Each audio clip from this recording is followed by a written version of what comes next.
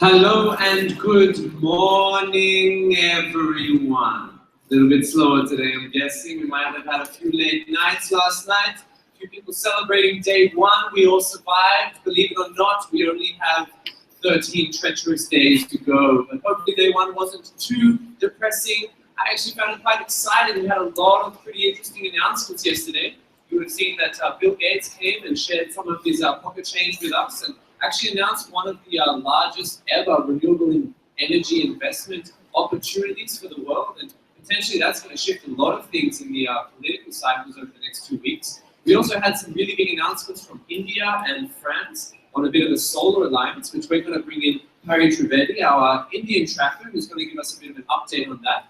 And obviously we had statements from a whole lot of presidents, which probably you watched a few, but maybe not too many. So we're going to be updating you on some of those statements and some of the the key shifts that happened yesterday. On my left, we obviously have our wonderful Teeny Smith. We're also joined by Joshua Wiesing and David Tong, who works with Fast for the Climate. And he's going to be letting you all know when the next time he's allowed to eat some food is. And hopefully that's not in too many hours' time, because I hear there's a bit of an eating festival later on. Which is obviously kind of ironic, but irony is not so bad in life as well. So, welcome everyone to day 2 of the Daily Tck. If you want to join the conversation online, you can join it on Twitter. Use the hashtag #CallForClimate, and we'll try our best to get to those questions and really integrate you into the conversation. For those in the room, we'll be jumping into the audience later on, and we'll be giving you the chance to update us all on any of your intelligence updates, as well as any actions you might be planning today, so that we can share that with our partners and get as many people involved as possible. But before we get to all that, obviously a few updates happened yesterday. We had a few kind of significant political statements, a few kind of changes, and a few maybe private meetings. There was a few bilaterals you might have heard about. And I'm going to cross to my colleague Joshua Wiesing to update us on some of those kind of key political shifts that happened yesterday. What happened, Josh? Hey, good morning. All right, so we had, I think, more than 150 heads of state up for this Leaders Day event. Pretty impressive showing. Haven't had anything like that in this fora in a while. And they were obviously eager to show the overwhelming shifts, or I guess to show that they're in line with the overwhelming shifts in public demand for renewable energy powered, climate resilient future that we're all fighting for here. Along those lines, we have an update on the numbers from the mobilization that opened up this weekend. So 785,000 people were part of mobilizations around the world, and leaders obviously felt compelled to respond to that. There was a bit of risk. It's a little unprecedented to have leaders come at the beginning of a summit like this. At a meeting I was at earlier, this political coordination group with a lot of senior climate policy wonks, they described it as the French gamble, bringing leaders in at the beginning to make statements, build a lot of momentum potentially. Traditionally, I think it's the case that leaders come in at the end to sort the difficult political issues that we're stuck on. And while it may be too early to tell, I think there's good evidence that we opened the talks last night, the actual text negotiations, and we'll continue them today with a lot of momentum. So the French gamble may have paid off by putting these big announcements up front. Just a few comments about some of those statements. I think there was some concern that leaders would come and they would just repeat what was listed in their national climate action plans and their INDCs. I think it was more often the case that they came here and they spoke to their national audiences about why climate action matters to them. So in terms of the news coverage of the head of state coming to this big conference, there were so many there. It was so the family photo was awkward. It was so big. You can't even make out individual faces.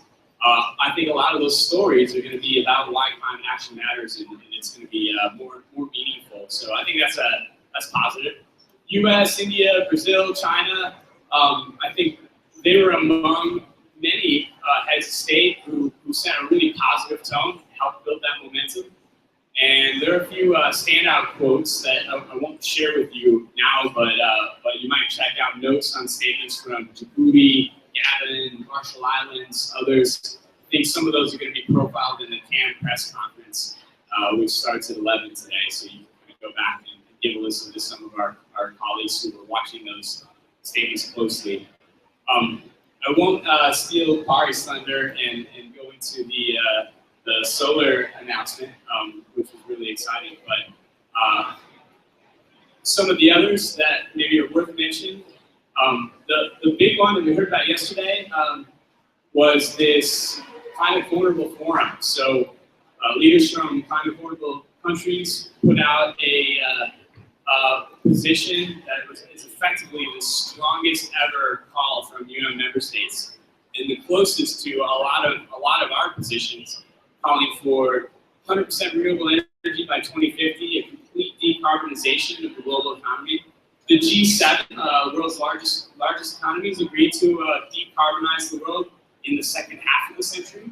So you can sort of fit mid-century into that. And this was pretty explicit. By 2050, total decarbonization, 100% transition to renewables. Really exciting stuff. And obviously, at the front of all that was this strong call, clear call to go farther than the internationally agreed limit of 2 degrees and limit average global warming to 1.5 degrees, which is what I think at this point 100 countries are calling for, and certainly the most vulnerable.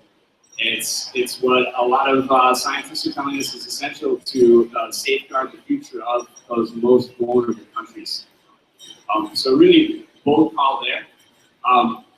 A number of there's some positive indications on climate finance as well. So a number of countries announced contributions to the least developed countries fund. I think something like $248 million was pledged to the LDC fund.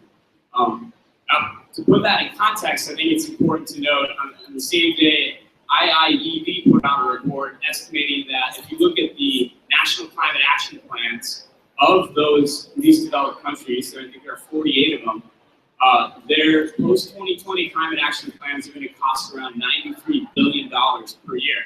So $248 million doesn't go very far in that direction, right? And I think what we're here to do, one of the things we're here to do in Paris is to ensure that we have a way to scale up funds to what's needed to actually deliver on these contributions countries have made. So big finance job ahead of us.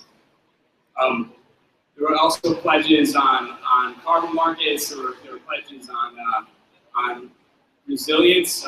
Germany committed some significant funds to help ensure people, communities in some of the most vulnerable regions of the world against disasters, particularly climate disasters. And I think it's important to note, Chris mentioned this big announcement by Bill Gates. Some of the wealthiest people in the world are seeing this transition as an opportunity. We've made the case that this is where the world is headed. We're going towards clean energy, and they're moving to profit from that. They're moving to basically get there before the rest. So I think that that whether or not you want to align yourself with billionaires and their new fund, it's an indication that there are a lot of people who are betting that this is happening. It's going to happen faster. They're also backing a really strong agreement to get what we need. They want to benefit from the world we're trying to create here. So that's more or less the update. Well, lastly, I guess I think I kind of mentioned this earlier, but the leaders' day sort of wrapped up at around 6 or 7, and negotiators got to work on the text. So they went into spin-off groups, took up a few sections of the text, and we're starting to get a sense, although not much of a sense since we're locked out of these rooms, that things are moving there. So we don't yet know how this momentum, how this energy is going to translate to success in the Paris Agreement. We know the Paris moment, right? Like shining a light on all the progress we've made, mobilizing groups around the world from every sector of society. We saw that in marches yesterday, and we've seen that increase every year. We saw it in the high level of political momentum with an unprecedented number of world leaders coming to make statements and push for this thing. We don't yet know if that will translate to a Paris Agreement that is in line with what we need. So we're starting to get indications from last night and from today, and we'll see it throughout this week. They worked on text last night. I think there was a discussion on 2 degrees versus 1.5, which was bolstered by this announcement from the climate vulnerable countries, but they aren't alone in that. And there were countries pushing back on 1.5.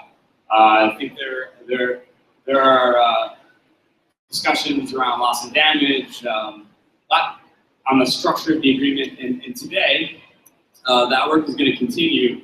And we're actually hearing that some countries are still making the case strongly for us to be able to go in the room and at least observe.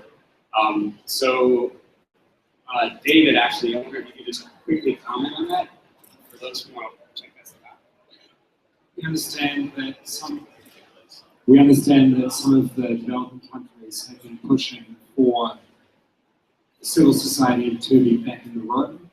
There's been a few people who managed to get into the spin-off groups yesterday. It looks like 3 of the 15 or so groups are listed as open for today, but who really knows what's happening? My advice would be that if you want to get into a group, go and see if you can walk in. If you can walk in, great. If you can't, well, you've lost to 2 minutes. This is going to move really fast, so I think we're going to start to get some stock takings that are more public. Texts are going to be published starting tomorrow, and the goal is to get a new text based on all these discussions that they can forward to ministers, I believe, by Friday at 8 a.m. So I think there are a few sort of benchmarks or moments coming up on Wednesday, on Thursday. Does that include the bus lines on Friday morning? Right, yes. I don't think it does, so hopefully you guys made it here on time to do some more meetings. Yeah, for sure. So thanks again, everyone, for joining us. As you can see on our screens, we have a split screen translation for everyone online. We're actually taking notes in English and in Francais. So if there are any friends who you wanted to bring tomorrow, for example, who might not be able to follow in English so well, but can follow in French, this is hopefully one of the great opportunities for them, and I hope you can invite them tomorrow. But just with that update, we just heard a lot of things from Josh, and there's obviously a lot of things going on that potentially we don't have access to, and that's going to continue today. I understand there was very big lines at the overflow room for the ADP sessions that just started. But obviously there's going to be a lot of changes that happen today that we might not have complete access to. But we do have a very big announcement yesterday that many of us may have seen.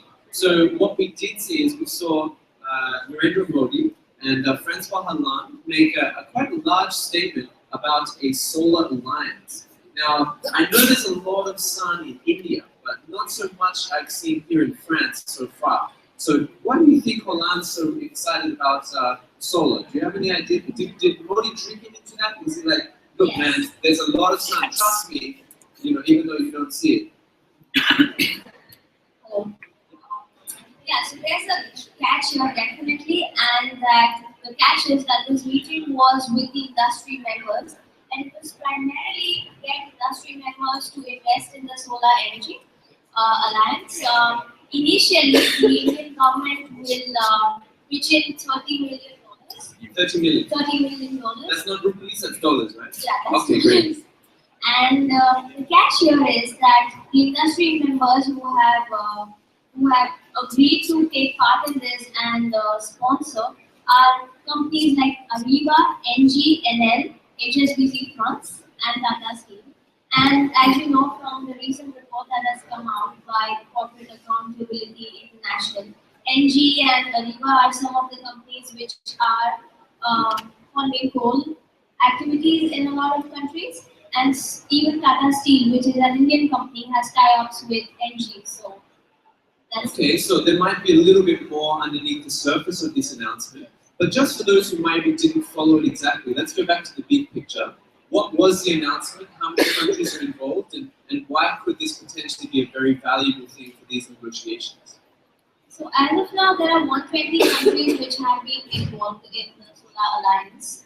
And well, obviously it's a really good picture in a larger sense because these countries are from the tropical countries, tropical regions of the world. And the basic thing of this alliance is that the Indian government wants clean, affordable and renewable solar energy, which is within the reach for all. And like you know, technology transfer and climate finance are obviously the two big things that will be talked about in the agreement. So this is a starting step from the developing countries to say that climate finance is really important and we are doing all the things possible and taking all the initiatives to start this process. But as you're saying, potentially some of the groups involved, when you dig under the surface, might be involved in some other areas Yes. of not so solar industries, is what you're saying, basically. Yes. All right. Well, let's open this up to the audience. Is there anyone who might have a question for Party? I'll come down and I'll throw it out the microphone to you if you are interested in asking a question. But Party's our Indian tracker and has kind of been following the Indian situation since about 1987, is it? 1989? 1988. So she's got a lot of years of experience in India, and she's tracking the Indian kind of negotiating team this week. Is there anyone with a question about India or the Solar Alliance? All right, we have one here. So, who are you, and are you actually from India? All right. I'm Amul from the Malaysian Youth Delegation, and I actually have a question regarding the Solar Alliance. You mentioned that there are 120 countries involved. Was there like a certain process or certain vetting system to these countries being involved? Like Chris asked the question earlier, like some of them are involved, maybe industries that are not so solar friendly. So would that be a problem as well?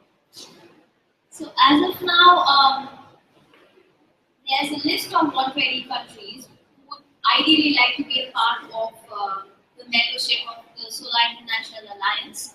And the mechanism of how that's going to go is not really clear because at the launch of the Solar International Alliance, what the Indian government did is actually asked the countries to take active part in the membership. And so we only know in a few months how this goes forward. All right, that's great. Does anyone else have a question for Party? Party's our Indian tracker. India is kind of positioned as one of the most important countries in the world at the moment. You may have seen there was an op-ed last night from a former Australian Prime Minister saying that these talks are actually down to 3 countries, and India being one of those, as opposed to the 196 in which we all hope it is inclusively involved in. So does anyone have another question for Party? Okay, well, I'm sure that the Twitter action is going pretty well, and I'm sure we're all enjoying ourselves so far. I have a question for Party. So, with this announcement, do you think that this is the only big announcement from India we'll expect this week, or maybe the next 2 weeks? So, is this the first of many big announcements from India at the COP? I think this is one of the big announcements, and there are more things to come. But I think there are 2 things that we should definitely look out from India, and that is climate finance and technology transfer.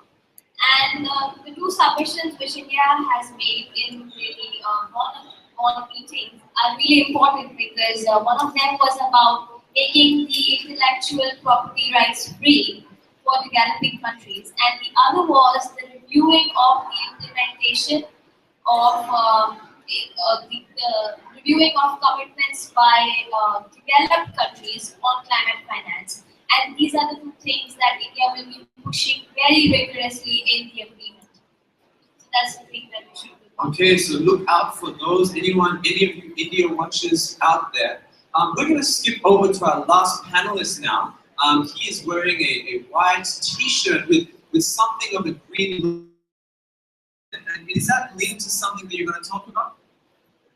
Yes, and it's something where, Chris, if you not slept in this morning and made it in for traffic jams, we're going to give you a flyer as well. So for those of you who don't know, Fast for Climate is a campaign that's been going on for the last 2 years. You might remember that the start of the Doha talks 3 years ago. A terrible typhoon Bopha lashed the Philippines. Then a year later, 3 days before the talks started, 2013 in Warsaw, Typhoon Haiyan struck the Philippines, killing over 6,000 people.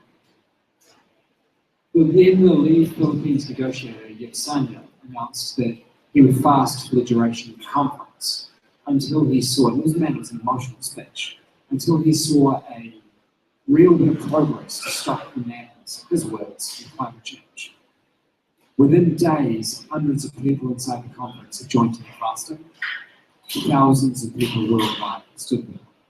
Since then, the movement has grown, fasting on the first day of every month for the last 2 years. We now have more than 10,000 people from all faiths, all religions, all continents, and all walks of life, fasting on the first day of each and every month. And of course, for those who are just stuck in the amazing COP, today's the second day. Today is also the 1st of December. So today is our monthly fast day. And we started today's actions by handing out leaflets at the entrance to COP from about 7:30 in the morning. We now have an action coming up just outside Hall 4 at 1 o'clock, where a number of bishops, youth himself, and some youth representatives will be sitting around an empty table, with the table set with empty plates, noting it's lunchtime, but we aren't eating. Then we have more on this afternoon.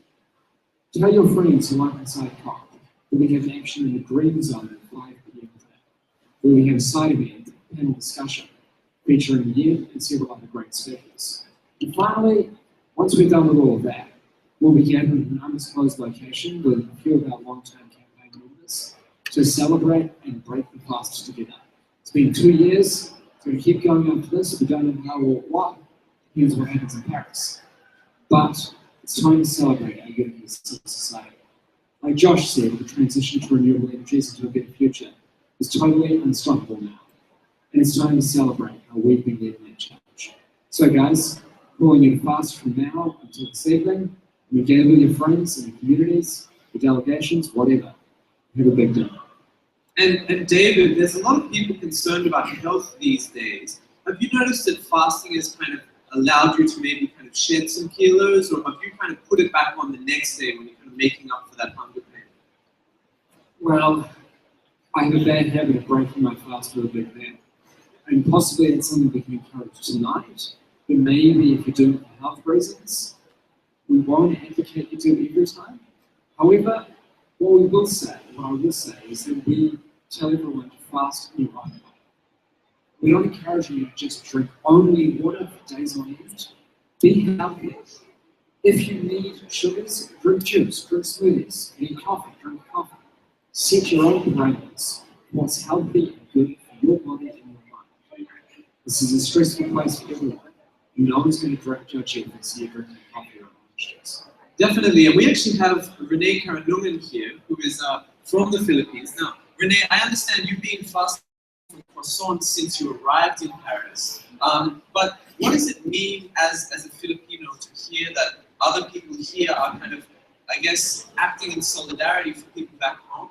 You were part of quite a big march to Tacloban, to the kind of ground zero. Does it mean, do people back home feel it? Do they kind of know that there are people who are concerned? And how does it make them feel? Yeah, definitely. So when the COP happened in Warsaw and the fast started, we definitely felt that the world was in solidarity with us, especially after Typhoon Haiyan battered the Philippines. So it was big news. The fast was a big news, and we definitely felt more supported in that way. And I think it's a really great movement. All right, so as we all said, you can kind of join that movement today, and you can fast. I'm going to be fasting from croissants with Ayin, but probably just for a few hours. But no, it's a great movement, and I encourage you all to get involved. And that brings us to our next section, which is... Wait, are there other Intel updates? We just pulled them. Yeah, sure. So that brings us to our next section, which is Intel updates, as I was going to say. Is there anyone else who's got some key insider information that they want to share? perhaps about your own country or your own region, or something that maybe we could expect today? Well, not so much. I guess that's why we're all here. We want to learn from others. I see a few people from the UK around here. Now, David Cameron made a few statements yesterday, in the photo as well.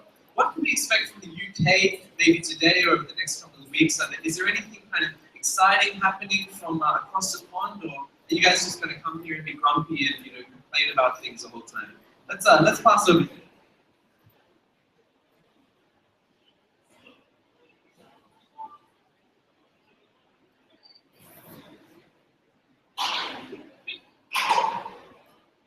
So they have a consensus decision-making process that is going through right now. But I'm going to put one on the spot. So Jay, what are you expecting from the UK this week? Were you excited when you saw David Cameron yesterday, or were you kind of slightly disappointed and had a few other things in mind about other priorities that the UK is pushing right now?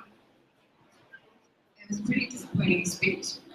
Both him and Prince Charles just talked about their grandkids. But we're looking forward to meeting with our negotiators and pushing on the complete hypocrisy between their narrative and their actual action in the UK. And do you think Dave was a little bit kind of like Prince Charles, stealing my thunder? Like, I saw him giving him the evil eye a few times in the photo.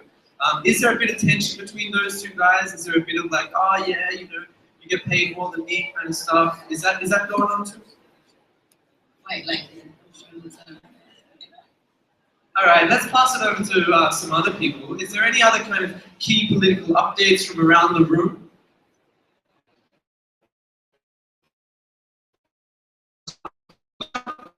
From the UK, let's go. So I'm Germany. Now, Germany is usually the one to kind of steal the thunder with these big finance announcements or these kind of amazing solar announcements. Obviously, France and India had a bit of a solar announcement. Do you think Angela's a little bit like, hey, I'm usually the one that makes those solar announcements, and is she going to kind of backfire with a doubling of her solar as well?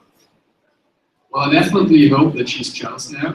I haven't heard of any solar announcements to come from Germany, but we had a talk with the German delegation. I have to be a bit careful what I say right now because we don't know exactly what we are allowed to say in public and not. But I think like what we heard from them on loss and damage and on adaptation, what is going to come up over the next 2 weeks is kind of the things we want to get from them, and kind of or at least partly what we want to get from them, and kind of gave me a lot of hope yesterday. So yeah, I think like you can expect something from the EU and Germany in the next 2 weeks.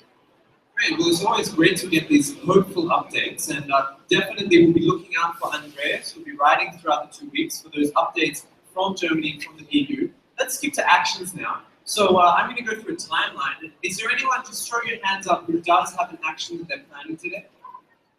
All right, we have one here. Is there anyone else?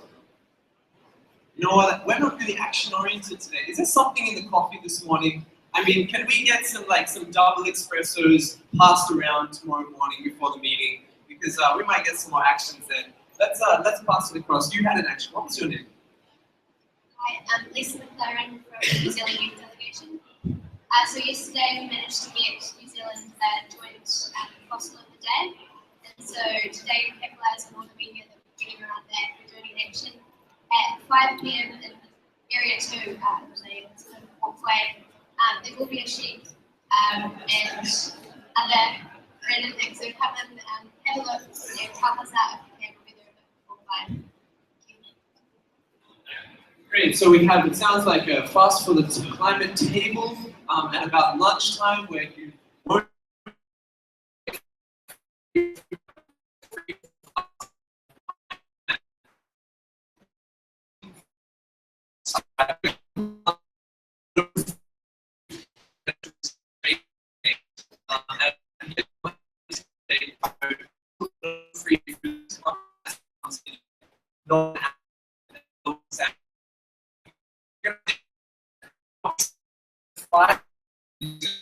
is there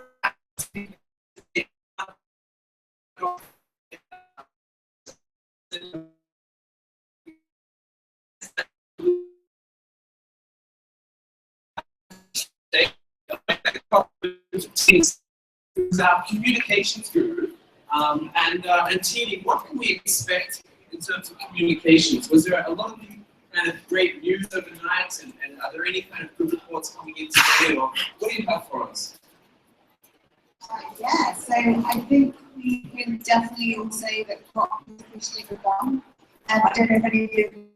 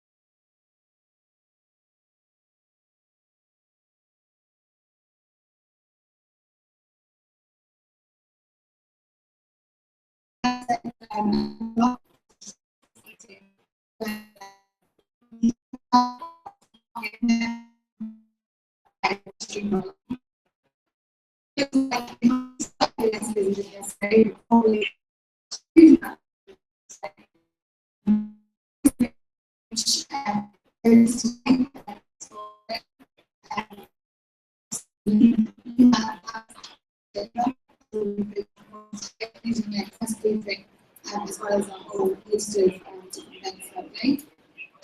Going back to the idea of solutions, building off the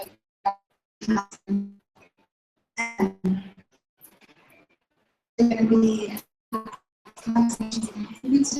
Unfortunately, it's a great meeting. Anyone that might be in there,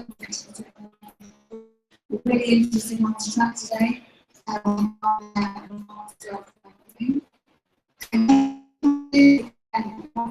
Today.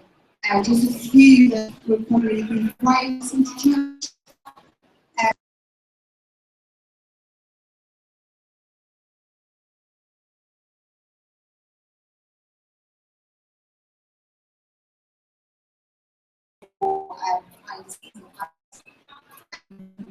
Really great news in this, so we should make the conferences, conference at 12, I think. Over press conference 2, I think that's would definitely be a really interesting one to go into see how the conference are setting up the week ahead. We also have a few different NGO conferences that we have to give in there. First today, 1:30. We'll also have sustainers and another one, just to get the perspective of what's happening with myself. Yeah, the US Men's Conference at 4, Brazil is scheduled to be on at 6.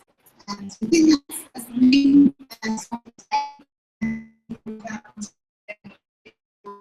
and we just want to make really actually getting the board of the mission learning. It is a amazing private warriors.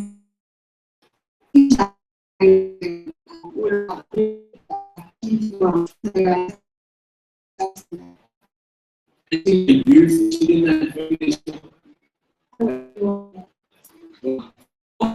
and here's a whole update on the dresses, t-shirts, and shoes and things like that. It's just one. Personally, I don't go morning Vogue, checking out the latest shoes, things. But otherwise, they have stories really beautiful, and it's one of those kind of lovely slide pieces, really lovely shots and things like that. I think there's other great news.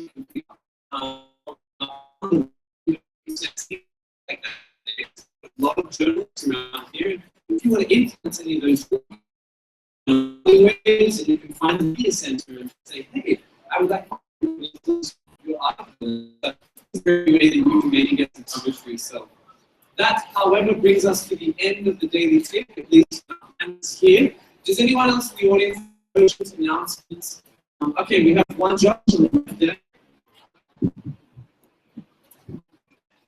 Hi, that Climate Action Network are holding open capacity building sessions or training throughout the COP, and we're doing one today at 3 p.m. in room 11, which is just down there, which is the go room.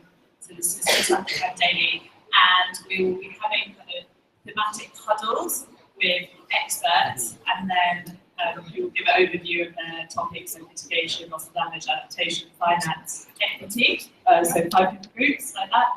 And it's a really good chance to ask lots of questions and anything that you want to know for the next couple of weeks, and they'll be putting their topic in context. So please come along, open to everyone, tell everybody to come, and it's room 11, 3 p.m. Thanks. And just as we are here quite a special gathering, we've got some inside intel as well that apparently in the forest negotiations there's a lot of kind of big news, or not big news, but Brazil seems to be talking quite a lot. Now, Marina, Brazilians generally like to talk a lot, so it might not be surprising. But what do you think they would be talking about? When Brazil talks about forests, what are their key issues? Well, I don't know if you saw Gemma's speech yesterday, so she was talking about red strategy. Some comparators were mentioning that this actually wasn't very good because we haven't discussed this nationally. So this kind of strategy that she was mentioning doesn't really exist yet.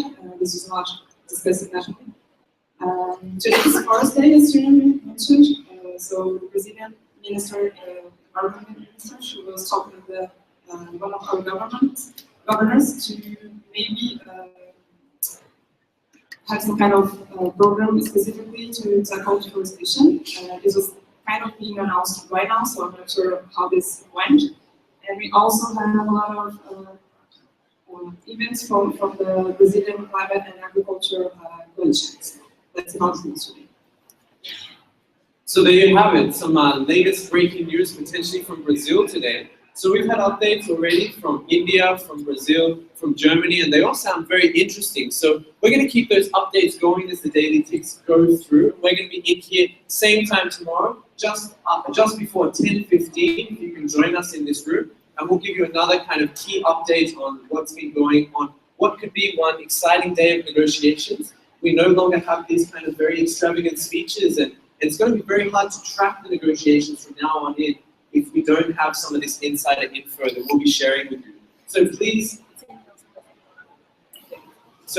join us. And I hear Tini, do you also have some breaking news? You're a bit of a Twitter feed. So is there something that coming across the Twitter feeds?